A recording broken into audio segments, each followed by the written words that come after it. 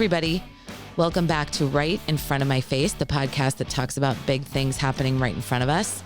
I am your host, Shannon Hull, and I am back, baby. My apologies about getting a bit off schedule this month. It's been an interesting month with travel and sickness and all sorts of things happening. So I found myself in the position of having to let go a little bit.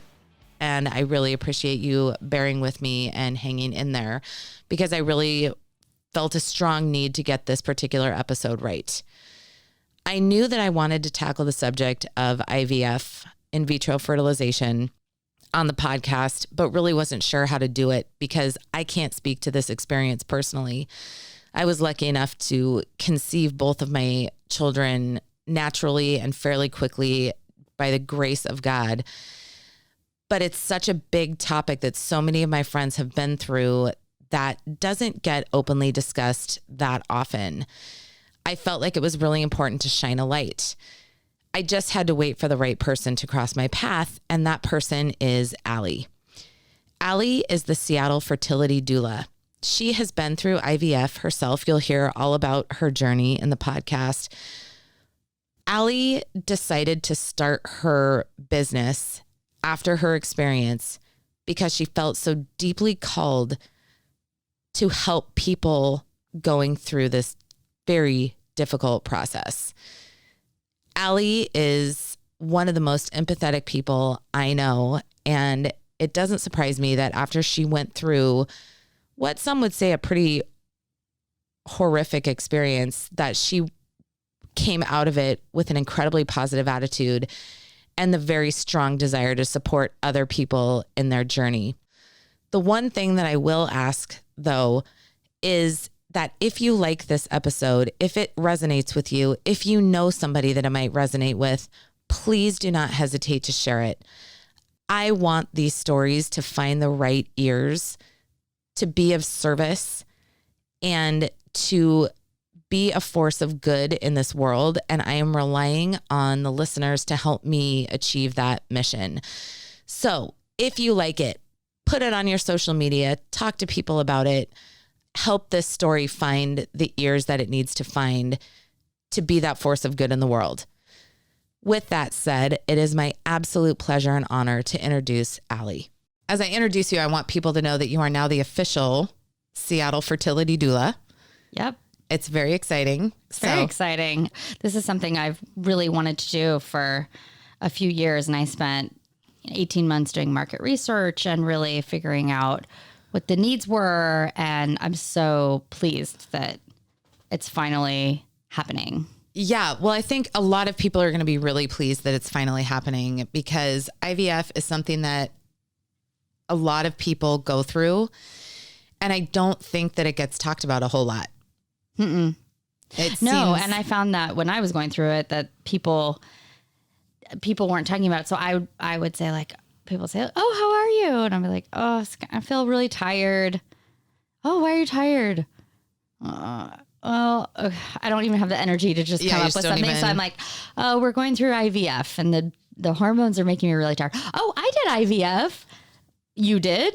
I never knew that about you." Yeah. "Oh yeah, like all my kids are IVF kids." I'm like, "You have 5 children." Wow. That's a lot. So you are launching this business where your whole mission is to help women that are going through the IVF process. Yeah, it's to help couples. So if you're a married couple or a partnered couple, if you are a single woman and you're like, "I really want a baby," or if you are a lesbian couple, everybody. Like, I really have a heart for helping everybody that is on this journey, and it doesn't matter who you are.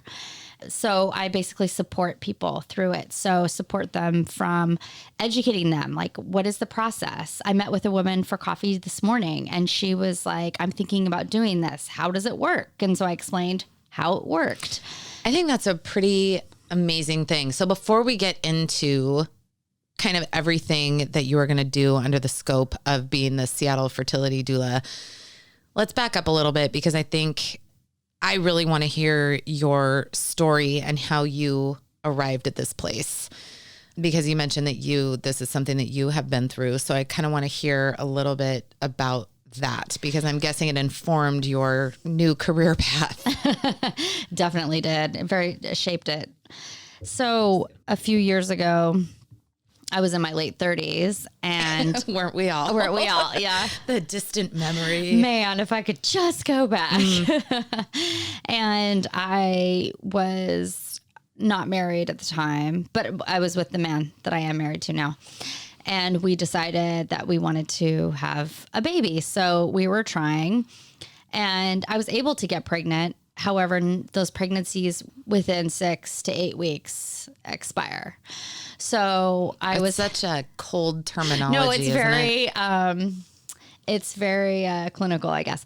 Yeah. And so these miscarriages that I was having, it was very upsetting, because I would get pregnant and be so excited, and then just in a few weeks I would lose the pregnancy, which is a brutal thing to have happen multiple times. I mean, it's extremely disappointing. You are on a crazy hormone ride, which doesn't help. You have all of these hopes and dreams kind of pinned on this experience, and it's not happening. And so I knew that I was older, and so we decided to go to the clinic here in town called Seattle Reproductive Medicine, which is an amazing, amazing place.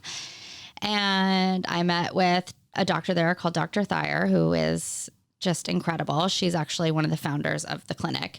And she explained to me, well, given your hormone level and your age, it's going to be harder to find a good egg left. And so what's happening is I was getting pregnant because I can get pregnant. That wasn't my problem. My problem was my eggs were really old. And so my God, at that stage, the geriatric pregnancy and geriatric eggs. Yeah. I was in that boat with my second. Yeah. Also, it's an ugly term when they use it.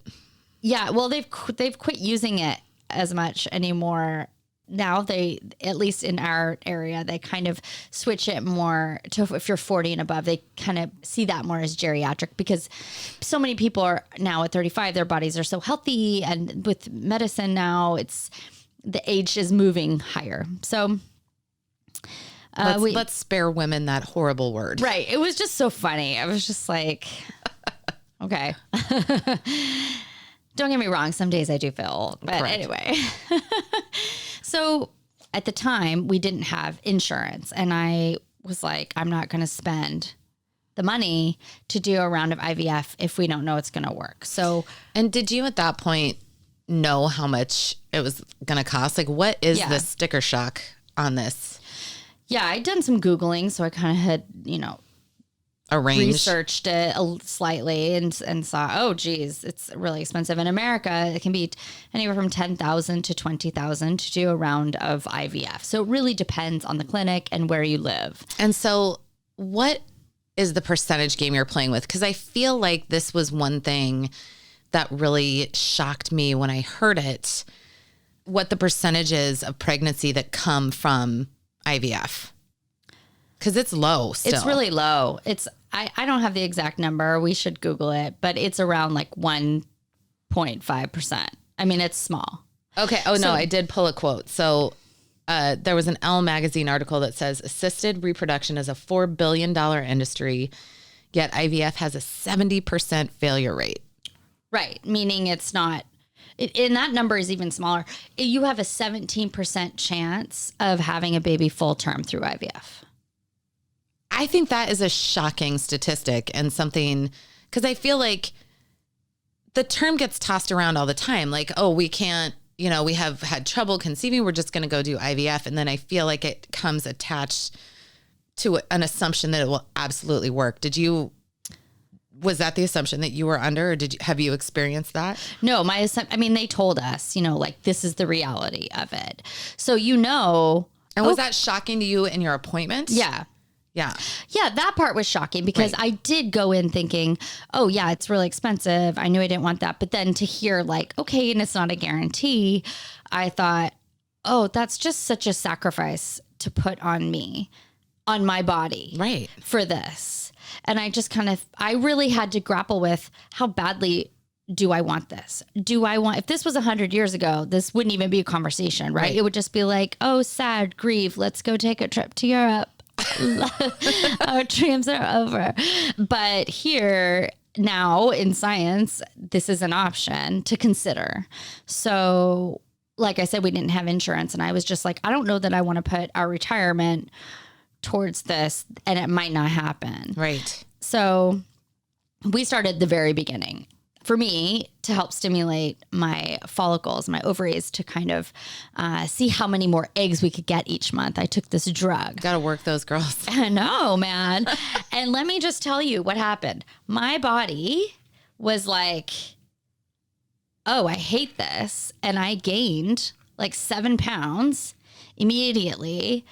And I got super tired, and I had trouble exercising. I had trouble getting out of bed. It kind of depressed me a little bit. It really changed my whole hormonal imbalance. It really affected me. And on top of that, I had a psychotic reaction to the drug.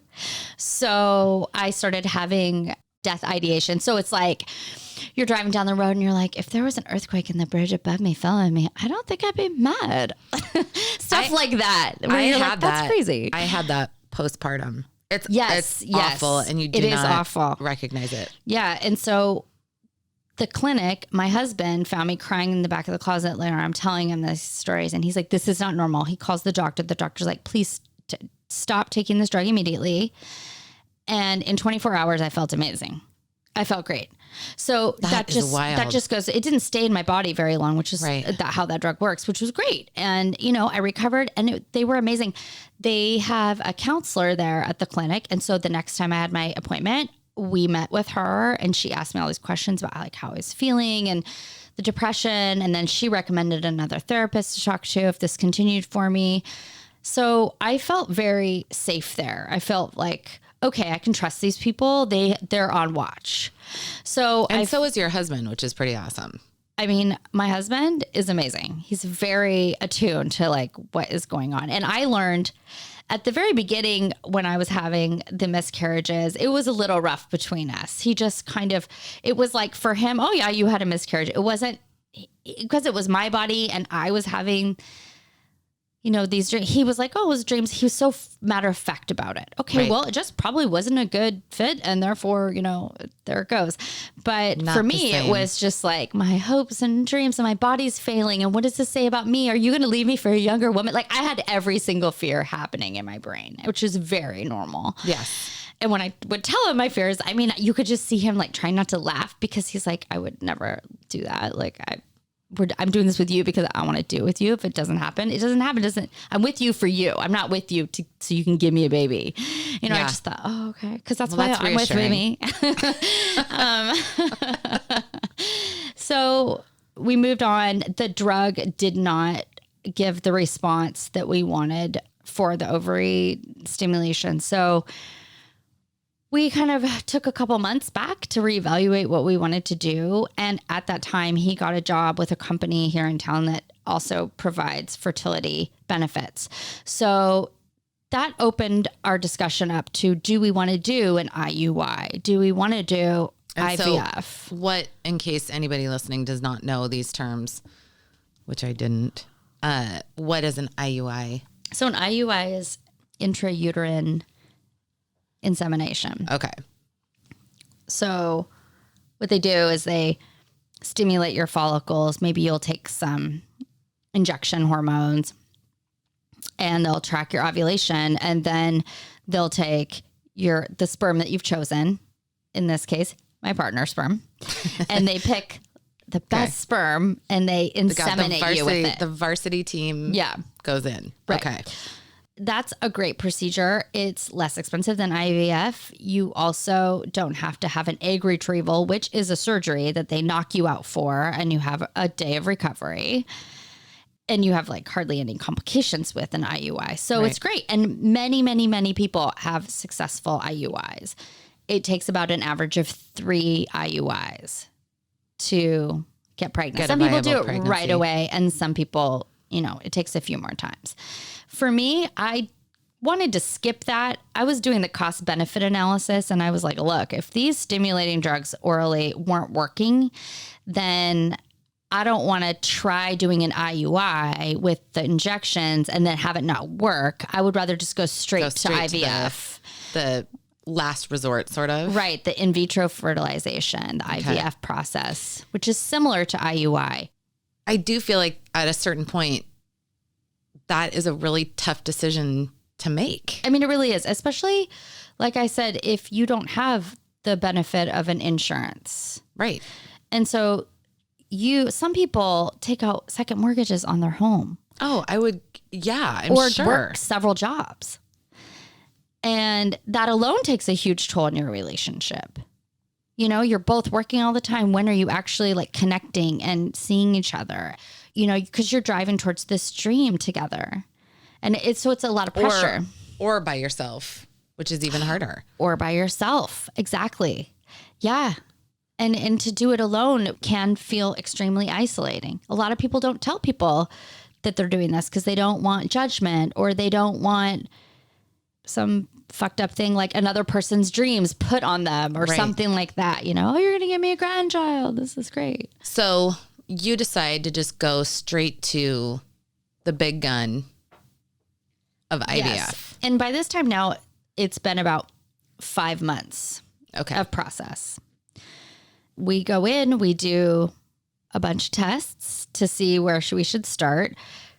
I get prescribed my stimulation. They call them stims. Your stims. Your stimulation drugs. And mine involved injections, of course. Take me through how it felt to give yourself that first injection, because honest to God, I'm trying to picture it. And I already think women are warriors. Like, of course, without this, but going from zero to having to give yourself an injection with, from what I understand, is a pretty decent size needle. Mm-hmm. What does that feel like? I mean, it is such like a tangible display of commitment. Well, my first injection was done in a bar in Capitol Hill and in the bathroom. As it should be. And, I was in there for several minutes. I told my partner, I was like, okay, I'm going to go do it now. Okay. I'm like, I'm ready. I'm going to go in there. I'm going to do it. Cause it was time. You have to do it at a certain time. Yeah. So he's like, okay, you can do it. I know you can do it. And during this process, when we decided to do IVF, I was like YouTubing everything and Googling and looking. And, you know, some women were like, oh, I couldn't do it. I had to have my husband do it. Or I couldn't do it. My friend came over and did it, you know. And I was like, no, this is my body. I was so determined to do it all myself. So I was kind of scared, honestly, to do it. I would think so. But I was like, look, if diabetic children can do this to themselves, I can do this. There's people out there that have it way worse and this is their lifestyle. Get it done. Yeah. And then the other part is you want this so badly and you're going to be a good partner with science because you want it to work. You're investing a lot. That's really kind of an amazing attitude. Yeah. Because you do have to like respond to your body. There are a whole lot of things that you cannot control. Yeah. And I feel like maybe on some level, this is you being like, oh no, I'm going to control this one thing. Right. And in this process, this is what I tell people. You don't have a lot of control. You can't control, like you just said, how your body's going to respond. You sometimes don't have control over your emotions because your hormones are so intense. And so you just control the things that you can control. And you really cling to that in those moments because there's a lot of moments where you feel everything is out of your control and things are like, quote unquote, happening to you. Right. So that's interesting. So you're taking control of the actual injections. Right. So I was in there and I'm in the stall. I've cleaned everything, you know, and I'm like, okay, I'm going to do it. I'm going to do it. And usually I'm like psyching myself up. Literally cannot imagine the pep talk I would need to give myself to get that done. You know what? I mean, like whoever is in the stall next to me would probably become the hype girl. Like, yes, go. You got this. 100% what happens. So this girl comes in and she was like, are you okay? And I was like, yeah, I just got to give myself this injection. She's like, you can do it. You can do it. And she's like, just like cheering me on. I was like, yeah, I can do it. I'm going to do it. Because women are amazing, right? Women are amazing. And so I do it. And I'm like, oh, that actually wasn't as bad. The fear was like way greater than what the actual reality was. And then, but the next day I was doing it, no problem, moving on with my day. So if anybody says like, okay, the injections really freak me out, like how am I going to get over this piece? What would your words of wisdom as the Seattle Fertility Doula be at that point? I always tell people, just take a deep breath, close your eyes, envision why you're doing this, and remember that you are strong. You are. You're so capable. You're so strong. You are so brave. The fact that you even got to this part in the process just shows how brave you are and how courageous you are to go after this thing that you desire so badly and are pursuing so badly. Okay, I would have just given myself an injection. Of course. You are like the world's best hype girl. I am here for you.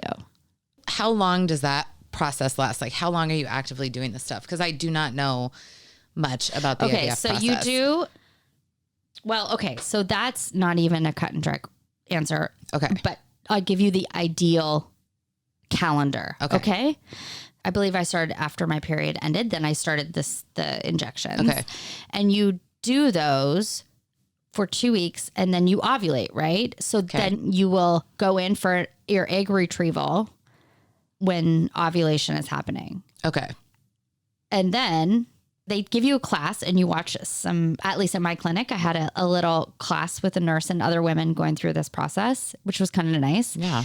And then they also gave me a video and I watched it online, which was really helpful too, because then I could go back to it. So when I started my shots, I would do them in the morning and at night. And then every, I think like 5 days, I went in and had an ultrasound. And they're looking at your like follicle size and egg and all that kind of stuff. Yeah.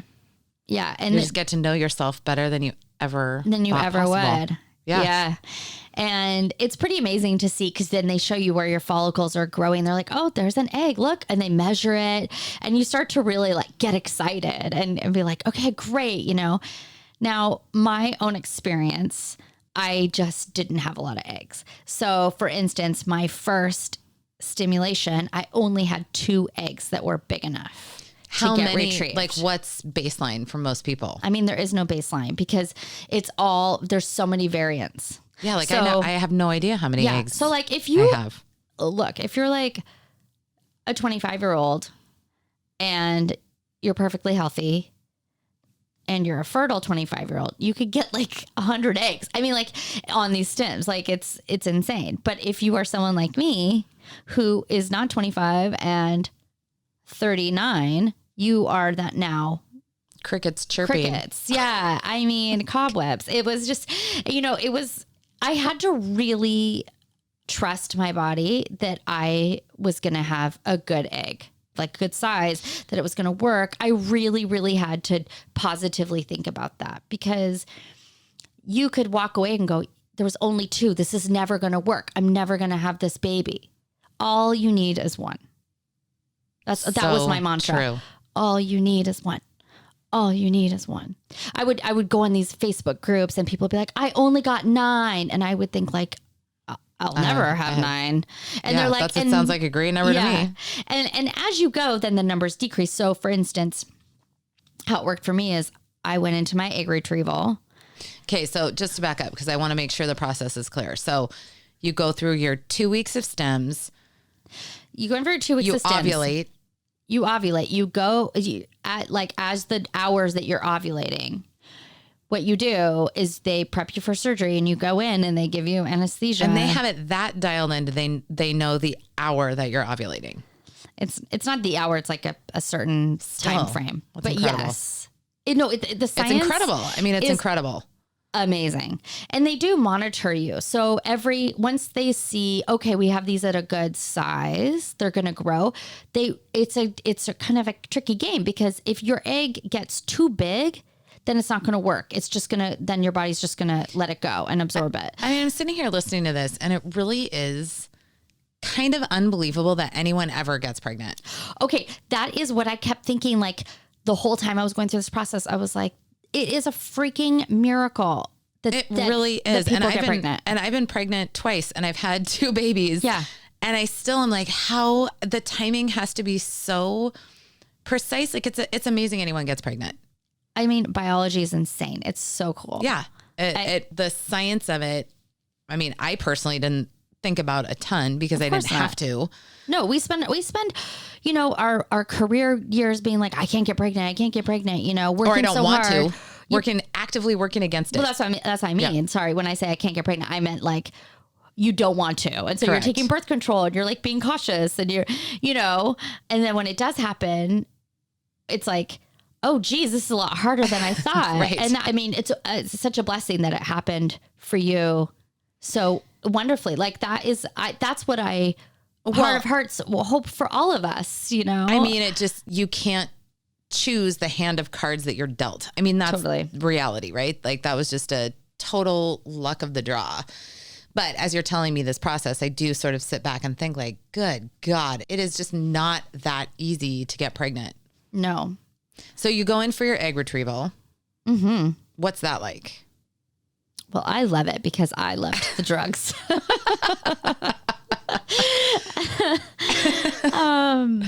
It's pretty straightforward. You go in, you get your gown and they knock you totally out, right? Oh yeah. Yeah.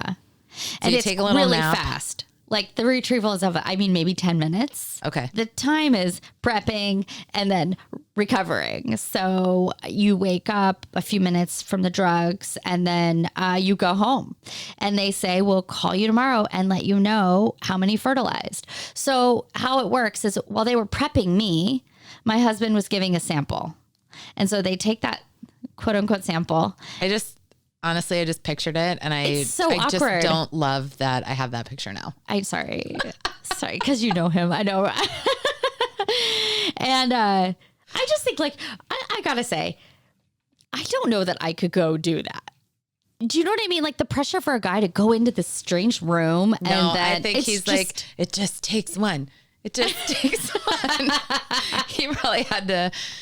I don't know. I think guys are their own hype men in that scenario. Gosh, I'm sure they have no problem. I mean, I have a beautiful baby boy now, so clearly there was no problem. But while I'm getting prepped for surgery, that's what's happening. And then they take that sample and they immediately prep it to inseminate the eggs that they retrieve. So they inseminate them. And then 24 hours later, they call to tell you if it inseminated or not, or how many.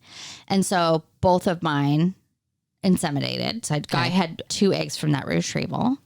And then they call you in 5 to 6 days to tell you if they made it through the blastocyst stage. So if they... I mean, that's a long wait. Oh, it's a long wait. Let me tell you. Thank God for wine. Yeah, I mean, that is a long wait. Yeah. It really was. And after you have the egg retrieval, your ovaries are large from all the stems. It's kind of painful. I was always a runner. I always did marathons. I was always doing half marathons. I got a lot of joy from that. And I couldn't run. They tell you not to actually for that period because your ovaries get so big they can twist. Oh my inside God. of you. Yeah. And it would be really painful. So they ask you not to do any very rigorous exercise. Yeah. So you're there waiting with no real way to. For me, that's how I mentally cope. So yeah. So there was no real release. And so I just had to really rely on my group, my support system, my group of friends. And I chose early on to not keep it a secret that I was going through IVF. Or even when I was having those miscarriages, because I didn't feel like I spent all these years building up a good, loving community to be hiding about the pain that I was in. Yeah. And I'm so thankful that I trusted those relationships because they really surrounded me and encouraged me. Well, I mean, you know, I feel so blessed. Everybody has their own way of coping. But I think honestly, what you're talking about right now is why I have been so anxious to have you come on and tell your story, because so many people make that decision to go through this process in solitude for whatever their reasons are, that they don't want to let people in. They don't want to share their grief. They don't want to, I mean, it's kind of like not wanting to tell anybody if you're trying to get pregnant naturally, I guess.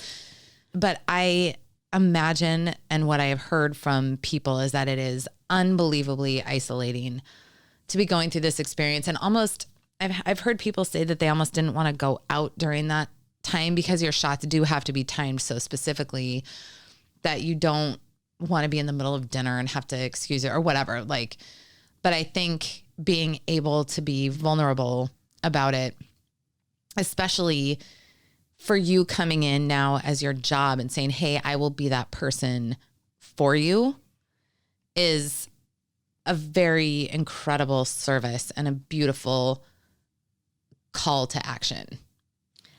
Thank you.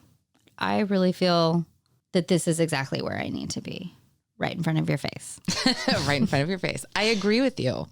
But it's true. I mean, I was really fortunate. I had an amazing supportive partner. He went to every single appointment except one where he had to leave town for work that day. I said, it's no big deal. I'll go by myself. I got this. By the way, this is my last stim. This is kind of like way towards the end of my experience. And that it happened to be that procedure was painful. And in that moment, I was flooded with, wow, if I was a single woman doing this by myself, this would be really hard. And if I was a woman whose husband was traveling all the time or couldn't just even leave his work, in the middle of the day to come to every appointment, this would feel really alone, like very, like you said, isolating. And so I thought there should be someone who can meet me for coffee afterwards. There should be someone that I could call or text and be like, that was awful. I almost think there can be a point where you know too much about what's going on with your body, where you're so in tune with everything.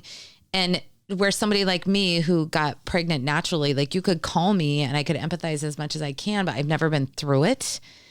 And so I think having that ear of somebody who has been on that table being like, yeah, that sucks. Yeah. Is really important. Yeah, because I can sit here and explain it, describe it to you, and you'd be like, oh, no, I wouldn't want to do that. Yeah, but you haven't lived through it. Right. Yeah. You have 2 eggs come through that first round. What happens? So 6 days later, they call me to tell me that only one made it. And so they did a biopsy on it because they can biopsy these blastocysts. Again, science is amazing. Yeah, incredible. And they can tell you if it's a boy or a girl. What they also can tell you is if it has any genetic abnormalities. And mine did. So it would not have been a viable embryo. Right. It's not something that would have lasted. Typically, you don't implant those. So this is your first round. You've gone through all this. Mm-hmm. You've had 2 miscarriages already. You've gone through this like drastic measure. Mm-hmm. And then you get the call. Yeah.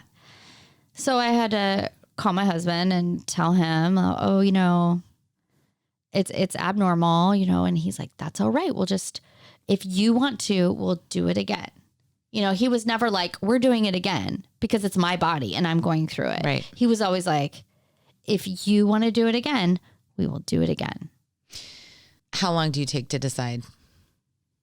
Oh, I was like, so are we starting right when I get my period? I think I just immediately in that moment, like I was devastated, but I wasn't going to stop me. Right. So how many rounds do you do total? I did 5. 5 rounds of that. Yeah. Yeah, I did. I did 5 rounds, and a couple of the rounds I didn't get any eggs. So there was never a retrieval, but you're doing all the stems, you're doing all the prep, you're doing the whole thing. That is hard news to get, I would imagine. Mm-hmm. Like each round. So after the 4th round. So by the 4th round, I thought, I'm done. I don't think I can do anymore. I'm done. And we decided to go to Europe for most of the summer that year. And I said, great, I am going to drink all the wine. Yeah. Eat live all your the life. cheese. Let yourself live a life. I'm going to live a life. I'm going to be in the sun constantly. Because, and I will say this, what we haven't talked about this whole time is your commitment to your own health during your IVF process, which was amazing. Yeah. Like you were clean eating, you were doing all of the things. Exactly. All of the things to be a partner with science, like you said earlier. Yeah. You were partnered with science. Yeah. I mean, I wasn't going to waste these resources that I'd been given, you know? Right. So you decided to go to Europe and you're like, I'm actually going to just let myself be a human woman for a little bit. And before I went to Europe, I went to this party and this woman said to me, my girlfriend was like, oh, Allie, so-and-so just had a baby. And I was like, oh, that's great. Congratulations. She's like, yeah. And then my girlfriend said, oh yeah, Allie's doing IVF. She's like, oh, you have to get the fertility necklace. And I was like, okay. At this point, I was like, sure. If you told me I had to walk on my hands a quarter mile and that's how I'd be like, okay, fine. I'll do whatever. She's like, no, I swear by this. She's like, this is how I got pregnant both times. And I was like, okay, what's this fertility necklace? And essentially it's just rose quartz, like a piece of rose quartz, like on a chain. And she was like, you need to go buy one. You can find them on Etsy. And I was like, okay. So I grab my glass of wine. I just like pull up my phone. I like pull up Etsy and I'm like, fertility rose quartz necklace. And boom, there's like hundreds of them.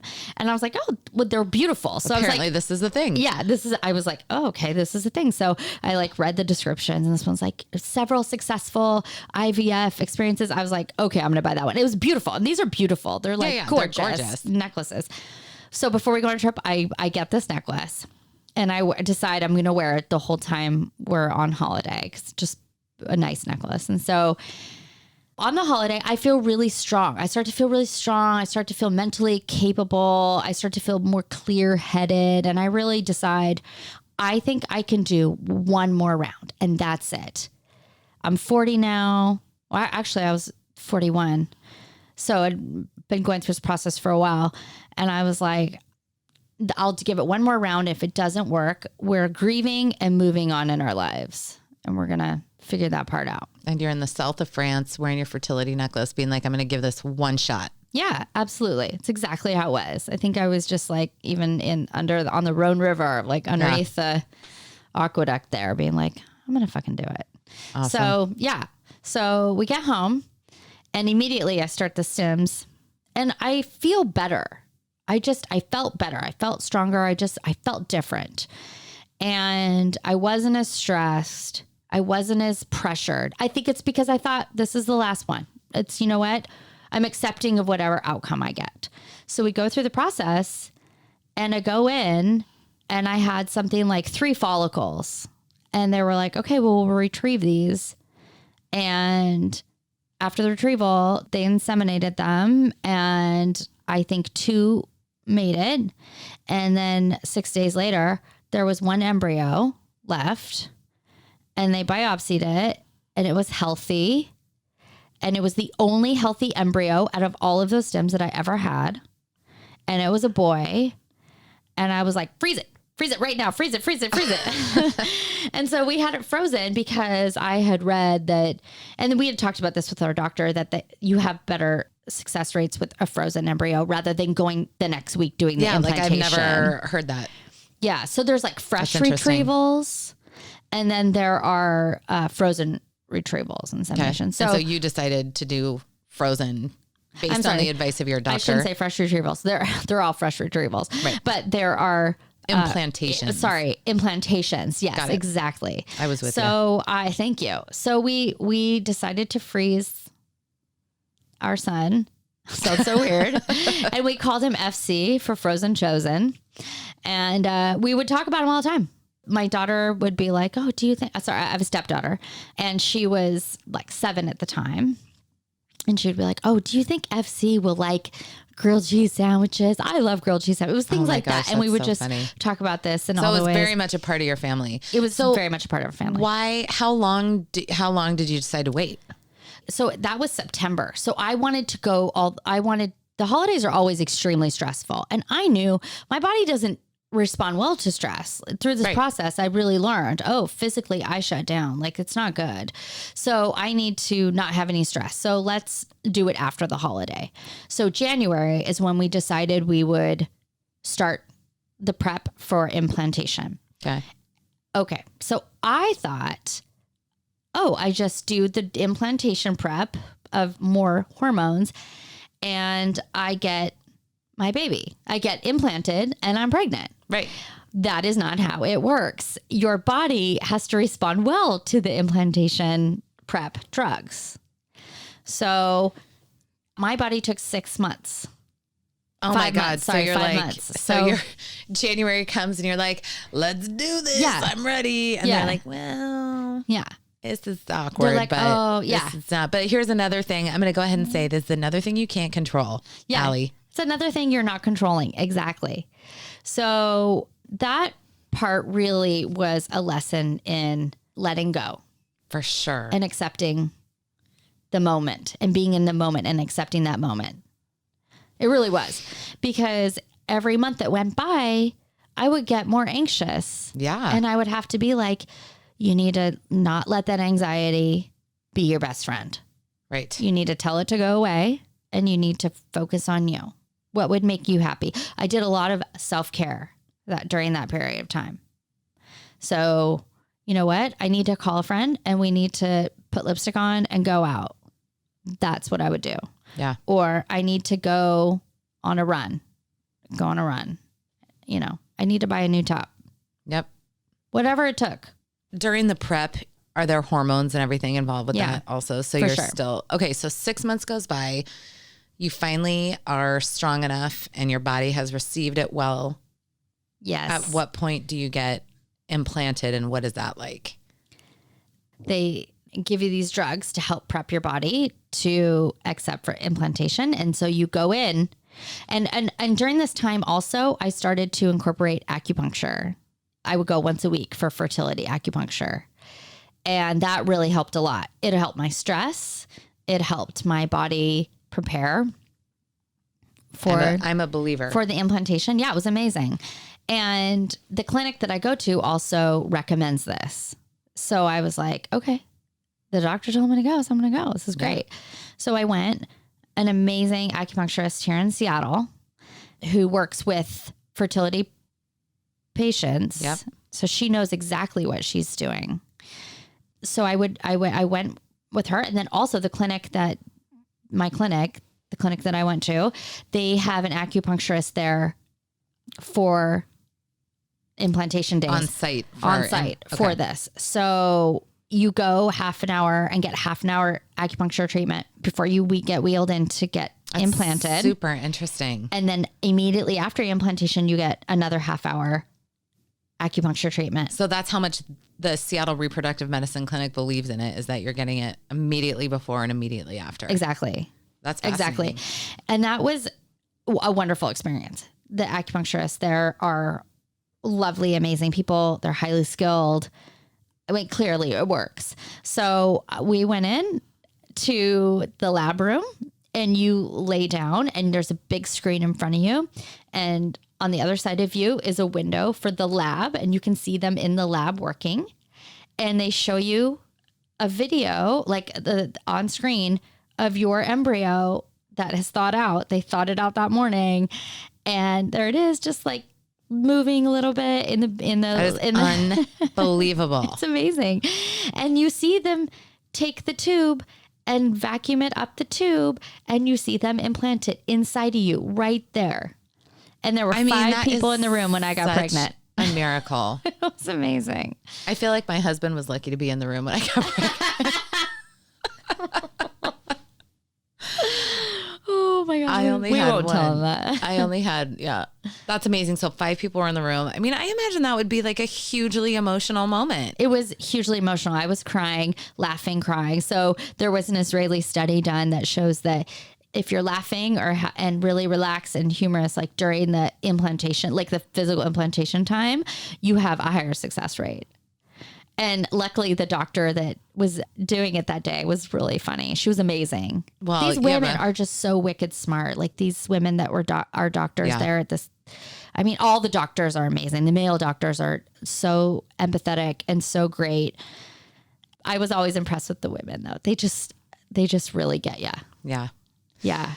So, and the nurses too. The nurses are incredible. And so the rest is history. And the rest is history. And now we have baby Baby D. Baby D, 1 year old. It's official. Mm-hmm. That process just sounds so mentally grueling. So you go through it, you have beautiful, beautiful baby D.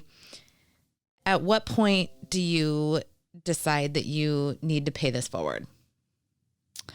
At that appointment where my partner couldn't come and I was by myself, I was like, I want to do this for other women. I want to be there for women in this exact position. It's so needed. And when you told me about your business, I really reflected on it for a while. And I didn't have a doula. I now, looking back on it, really wish I would have, like at least postpartum. I think it would have helped me a lot. But that is available to women who get pregnant naturally, right? Like I feel like people going through IVF don't have anywhere but like a Facebook group to go. Yeah. And to be honest, those online groups weren't the healthiest for me. Right. I found them very negative and yeah, I think they can work for a lot of people, but when you get pregnant naturally, you don't have that whole process before where you're agonizing over getting pregnant. Right. And a lot of people, again, like I do not mean to speak in generalizations because I know there are so many of us out there that have really struggled even to get pregnant naturally. So that hurry up and wait is absolutely a part of many people's experience. What I mean though with IVF specifically is going through those hormone shots and having to mentally prep yourself and physically prep yourself. It's just completely different. And after you told me that you wanted to be the Seattle Fertility Doula, it was like kind of this light bulb going on of like, oh my God, there's this whole group of people that don't have resources for emotional support like that. And it's such a cool thing you're doing. Thank you. Tell us how to get a hold of you. Tell us what you do. I want to hear. Well, you can contact me through SeattleFertilityDoula.com, on Instagram, SeattleFertilityDoula.com, on Twitter, Seattle Fertility Doula. You've got it all. Or I guess Instagram's not .com. It's just Seattle Fertility Doula. Seattle. I'll put this all up in my show notes also. Yeah. I mean, you could, and anybody can contact me through those ways. I usually have a call with people or meet them for coffee and talk about what they feel like they need, or what, some people just want to know, like, well, what do you do? And I do, it's always oriented around like you and your lifestyle and kind of what's going on. Some women are working full time while they're going through this. And so they don't want to meet for coffee in the middle of the day, but they want to text me at 10 o'clock at night. Girlfriend, I am here for you. I love it. Your heart and your spirit are so evident when you talk about this. And again, it takes one to know one. Me talking to a friend about IVF is not the same as somebody that's been through it, but your genuine caring and knowledge about the process, I think could help so many people. Is there one piece of advice you would go back and give yourself before you started? I would go back and say, don't put as much stress and pressure on yourself as you are. And that's really hard to do. That's very easy to sit, 2020 and look back and be like, oh, yes, just let it go. Just let it flow. Mm-hmm. However, I think that if I had managed the anxiety a little bit better from the process, I could have had a little more joy. That's really an interesting point. Is it a hard process to find joy in? Absolutely. I'm not going to lie to you. It's a grueling process. It is not for the faint of heart. It's not. It's very challenging, but it's worth it. And it's so amazing. And you are strong enough. The fact that you even walked into the clinic and, you're courageous and you're brave, at that, where you're the precipice of your first shot, the fact that you're even to that point just shows how amazing you are. Allie, women need you. Thank you for putting yourself out there. Thank you for sharing your own story. Thank you for having me. I love being here. Thank you for being an incredible entrepreneur and starting this business that could have a really lovely ripple effect for so many people that might need you. So thank you. Thank you. And I think what you embody to me more than anything is hope. Because I think once you go through that process of trying to get pregnant and not being able to, it seems to me that it would be really easy to lose hope and get discouraged. And like you said, totally beat yourself up. You can give people the gift of hope and support and, repeating that mantra for some couples that really desperately need to hear it. So thank you for putting that out into the world. Thank you. And for being, right in front of all of our faces with a really positive message that is hopeful and wonderful. Thank you for having me. And thank you for facilitating this so that people can hear this and know they are not alone. It's my job I don't get paid for. I'll pay you in kisses.